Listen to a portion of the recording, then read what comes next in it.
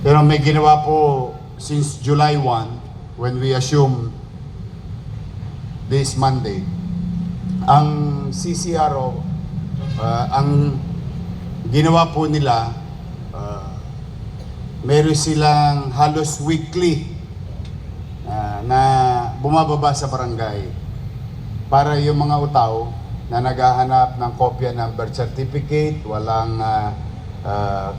nawala dahil sa sunog o aberya, at saka yung mga nangangailangan ng kopya para hindi na tumosgas pamasahe sa City Hall.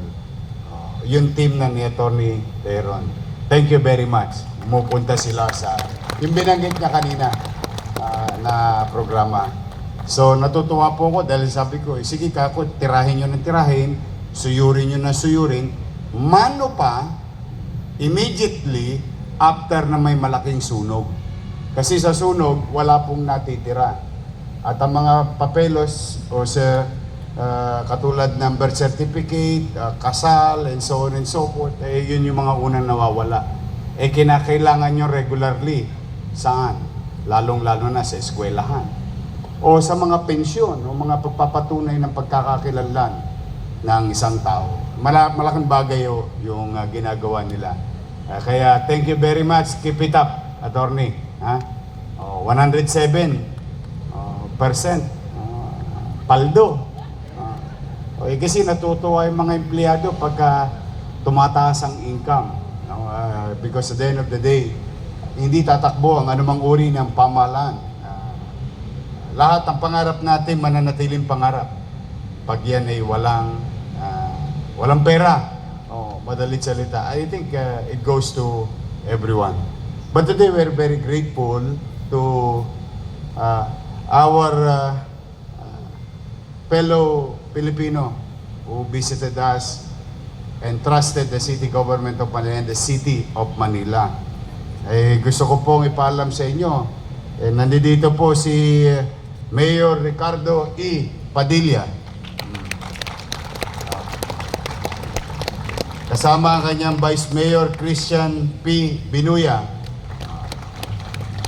Sangguniang members, Maylin Ruz, Gideon David Padilla, Norier Marcelo, John Marvin Ronquillo, Roniel de la Cruz, Melody de la Cruz, Jomar Dandan, Gina Morales, Rolando Gragazin, Lance Vincent Kaisit. Yung buong gobyerno ng pamahalang lokal ng Municipality of Bungabon, Province of Nueva Ecija. Nandito po sila. I'm honored. Thank you, Mayor, for visiting us. Isang mainit na palakpakan sa ating Mayor. Sino ba sa inyo ang high blood? Taas ang kamay. Mga matataas ang dugo. Iwasan nyo na mga karne, kumain kayo ng gulay. Maraming dala mga taga-Bungabong ngayon. Andiyan sa Kodli. Ito sweldo sa isang araw, di ba? Kung gusto nyo makabili ng murang gulay, di na lang po tayo ng bayan ng Bungabon, Nueva Ecija, sa pamumuno ni Mayor Padilla. Kaya yan lagi ko pong hinihikayat. Nung nakaraan nakita po ninyo yung mga taga Mindanao at iba't ibang bayan, at meron pa tayo susunod na bayan na dadako dito. Inihigop ko po sila, pumunta kayo rito. Makatulong man lang tayo sa kapwa natin Pilipino sa probinsya. Pangalawa, tigit sa lahat, ay yung aking mga kababayan sa lungsod ng Maynila makabili ng murang pangunahing bilihin. Kaya po maraming salamat, Mayor Padilla, sa tulong ninyo sa lungsod ng Maynila. Mas kami tinulungan ninyo. Kung sa inyo iniisip ninyo kayo tinutulungan ng lungsod, hindi po. Mas kami po'y natutulungan. Unang-una, yung aking mga manininda sa palengke, makakahanap ng direktang producer ng gulay, prutas, mga bagay, pagkain sa iba't ibang dako ng Pilipinas. Pagka nakamura sila, maswerte na yung bibila sa probinsya. Pero mas maswerte yung aking manininda. Lalaki ang kanyang kita. At mas maswerte yung aking mga consumer. Dahil mas mura nilang mabibili yung mga produktong galing mismo sa Bungabon. Kaya po muli, Mayor, Mga kasama ko naglilingkod sa bayan, palakpakan natin, Mayor Ricardo Padilla. Ang pangalawa, pasasalamat ang mga batang MTPB. Taas nga kamay, nandito ba yung mga taga-MTPB? Oh, ayan. MTPB, hoy, wala nang biyahe ng jeep, ba't parang wala pa kayo? Hindi po. Alam nyo, natutuwa po ako sa MTPB dahil nung nakarang programa ng lungsod ng Maynila, we have served 931,000 riding public sa libreng sakay na naganap sa lungsod ng Maynila. And the good news about it, while the number is so huge, but we only spent 20 million plus barya lamang. Napakaliit. Nagawa natin ng paraan na maibsan yung nararamdaman ng mga mananakay sa hirap ng buhay. Higit sa lahat, nagkaroon ng kapanatagan ng mga driver, may takdang kita at may panggasolina at mga operator. Buong ecosystem ng public transport na kinabang. Pero yun po hindi na mapagtatagumpayan ng maayos kung wala naman po saan ba si Director Biyahe, si Dennis Biyahe at MTPB. Ayun, si Director Biyahe at mga taga-MTPB, palakpakan natin sila. Ayun, yun. Thank you very much. Again, sa ating pamilya ng mga driver at saka mga driver at operator, maraming salamat. Kayo'y nakiisa sa pagbabayanihan sa oras ng krisis ng ating lungsod at ng ating bansa. Dito man lamang, isa sa 1,600 local government unit makaramdam ang utaw na gumaang ang kanilang pakiramdam sa gitna ng krisis. Good news, I don't know if you saw the announcement of Malacanang, DOE and President Bongbong Marcos. Tomorrow we're going to have 20 pesos pa, Pat? 20 pesos? Decrease sa presyo ng diesel. Good news yun.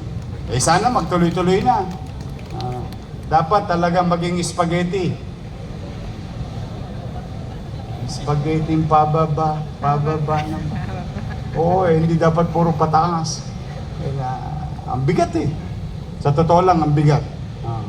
Nararamdaman natin lahat.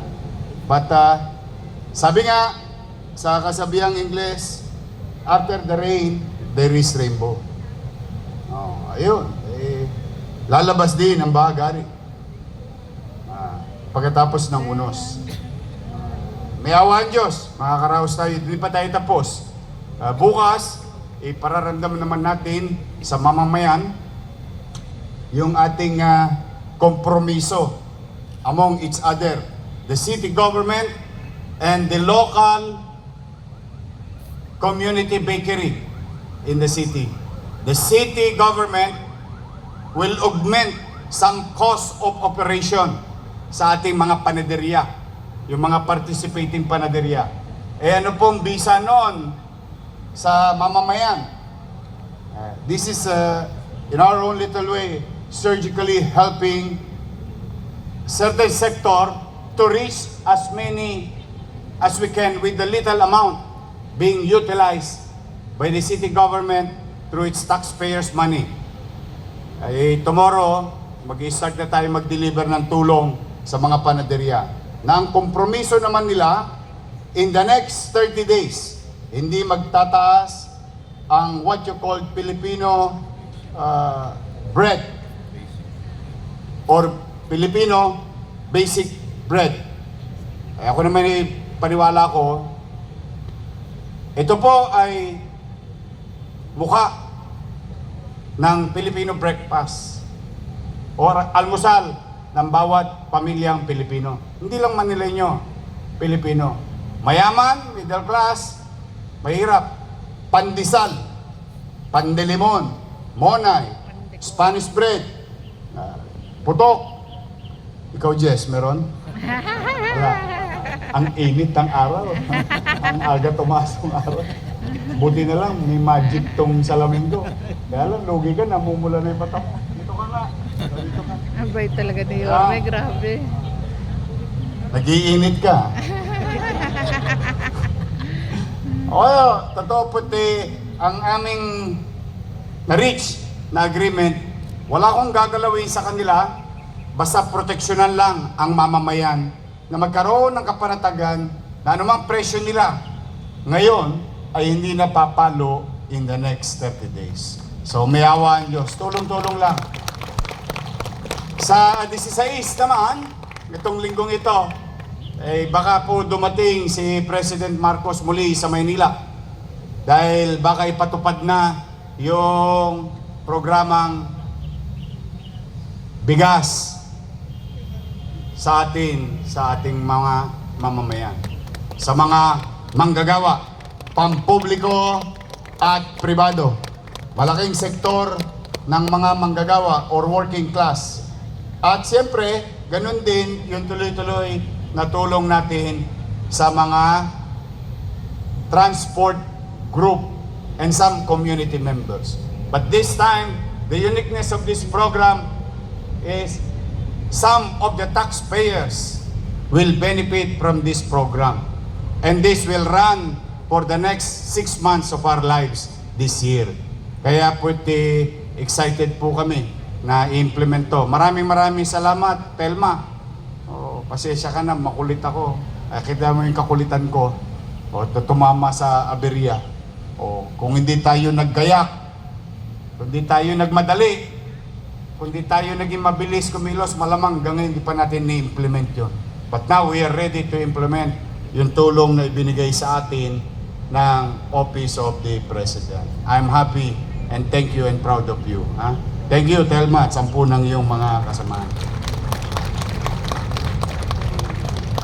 Nais ko pong pasalamatan at kilalanin Doctors Without Borders is with us today. Medicine Sans Frontiers. Dr. Goygoy Manangama, Deputy Director Operation Paris Office.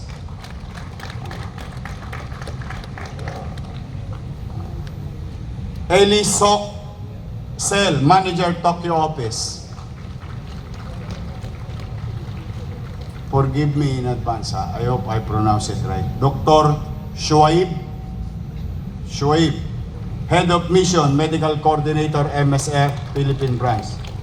Mukadas Yakubova, Project Coordinator, Tondo TB Project. Warren Seco, Logistics Supervisor, Tondo TB Project. Sila po ay tumutulong sa atin labanan ng TB. Pero at the same time, magbibigay po sila, walang-wala lang. Talagang pag mapagbigay ka, Jess, mabilis bumabalik sa'yo. 100 times. Bakit ikaw, puro pagmamahal ang binibigay mo, walang pagmamahal na bumabalik sa'yo? Waiting. Napaka-pasensyoso mo, pag 60 ka na, wala pa rin. Love you, Jess. Sila po ay magbibigay ng 1 mobile x-ray van. Thank you very much. Doctors Without Borders. Okay? And through the effort of our Vice Mayor Chi, merong magbibigay sa atin Mr. Jason Iban Kua, President Philippine Feline Club, ng 100 bottles Canvac-R vaccine with sticker inside, 10 boxes, 1,000 pieces, 3 cc syringe, 1 pack 1,000 pieces cotton balls, 1 bottle isopropyl alcohol, 1 box 100 pieces disposable gloves. Thank you very much. Shout out lang yung mga taga Chicago kanina. Andiyan may mga may ano tayo, balikbayan. Kamusta kayo? Baka may sobra. Charot. Welcome po sa Manila. Nakita ko sa mga balikbayan natin. Through our leadership in the party, Ernest Ramel, 100 boxes of 12 1-liter cartons of Parkaja UHT milk from Poland. ayan naman po'y binigay, no? Ng ating mga mabubuting loob na kababayan, Hans Walter Chua, CEO of Simon Group. Lupe Lim, CEO of Green Thumb Precision Farm. Bibigyan ulit tayo ng gatas. Yung gatas ipadadala ko naman doon sa mga alaga natin. Yung mga pinalagaan natin ng gusto kay Jay De La Puente sa atin sa Boys Town. Yung mga lolo't lola ko doon. At saka yung mga batang kinakalingan natin. So, yan po. Umuulan ng biyaya at pagkakataon. Salamat sa Diyos. Nakita nyo, sumikat ulit ang araw sa Maynila. Daman-daman namin ni Jess yung init. But kidding aside, as I have said, in our own little way, sa tulong ninyo, pipilitin kong maging mabuti, mainam at masinop na anumang resources na meron tayo, gagamitin natin na epesyenteng makapaglingkod sa taong bayan. Unti-unti lang. And nasabi ko na, ilang Lunes na matatapos din naman. Ang lahat ng bagay may katapusan. Tiyak yun. Hindi araw-araw masaya, hindi araw-araw malungkot. May tapos ang lahat. Kaya Jess, matatapos din yan. Gusto ko talaga magka-nobya to eh. But again and again, I'm happy to inform the Pamantasan Luzon ng Maynila community. The other day, I think Paul, for the first time, laging on time ang City of Manila sa ating mga obligasyon sa ating Pamantasan Luzon ng Maynila. Nakakabawas pa tayo ng lumang utang. Tama ba, Paul? So, ibig sabihin, yung lahat ng mga sinabi ko nung mga nakaraang flag ceremony na tulungan ninyo akong maging epesyente kayo sa inyong kanya-kanyang opisina. Tingnan po ninyo, nagbubuti po, nagdadala po ng magandang resulta. Talaga po nga, pag tayo naging masinop, mainam sa kanya-kanya nating field of undertakings. Bubuti't bubuti. May pupuntahan. May mararating. Kaya, sa inyo pong mga narito, at lalo na, marami sa inyo, pang-retire na. Magre-retire na. Thank you for all those years that you have dedicated your life and time to be of service to the people. But, in the last mile of our life, particularly in our career, siguro magandang maalala ninyo ang tanong na ito. Sa nalalabing taon ng aking paglilingkod sa siyudad ng Maynila bilang bahagi ng pamahalang lungsod, ano ba ang nagawa ko bilang kasapi nito? Kasi yung tanong na yan, hahabulin kayo niyan. Pag kayo'y kukuya-kuya-kuy na sa tumba-tumba, babalik ang alaala. Ano ba naging partisipasyon ko? Ano ang naging bahagi ko upang makagaang sa katatayuan ng aming mamamayan sapagkat ako'y bahagi ng pamahalang naglilingkod sa Kanya. Kaya I encourage each and every one of you to those, kasi I've been signing retirement eh. Pero huwag kayong mag-alala. Dami ko rin hinire last week. I-announce ko na lang next week. Patungkol sa Baseco Hospital. But, kayo mag-alala, kung kayo nagbuti at magbubuti pa, at habang kami naririto, hindi namin ipagpapariwara yung mga araw na pagtsatsaga, hirap sumakay, nabaha, lahat na, pati may lagnat ka, pumapasok ka, lahat ng sakripisyo ninyo sa paglilingkod, ay habang kami naririto, pagbubutihan naman namin at pagpapatuloy na maglingkod ng mainam sa ating mamamayan.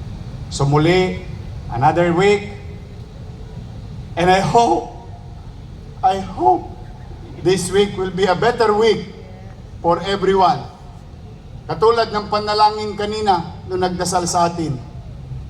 Sabi niya, sana nga naman magkaroon na ng kapayapaan sa mundo.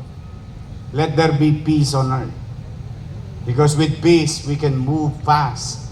In peace, we can be more productive. Kaya wala talagang maipapalit sa kapayapaan. Walang katumbas kapag may kapayapaan. And thank you for that prayer. No? Na sana nga. So muli, another week. Stay healthy. And can you smile? Can you smile for Jess? Eh. Smile. Because, again, let me remind you, like what the saying, yung sinabi sa salitang English, many are called, but few are chosen. You were the chosen one.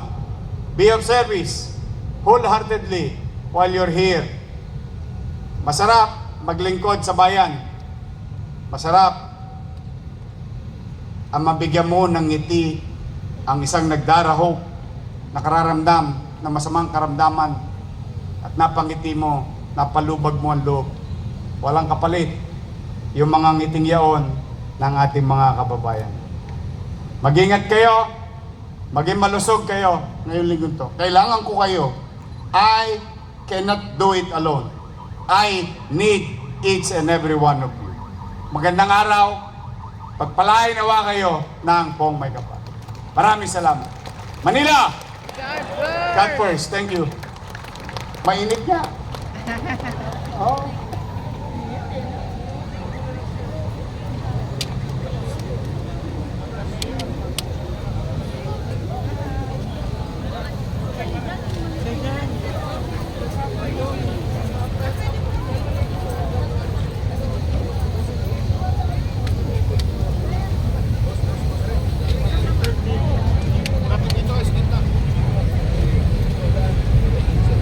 Hi, sir. Good morning.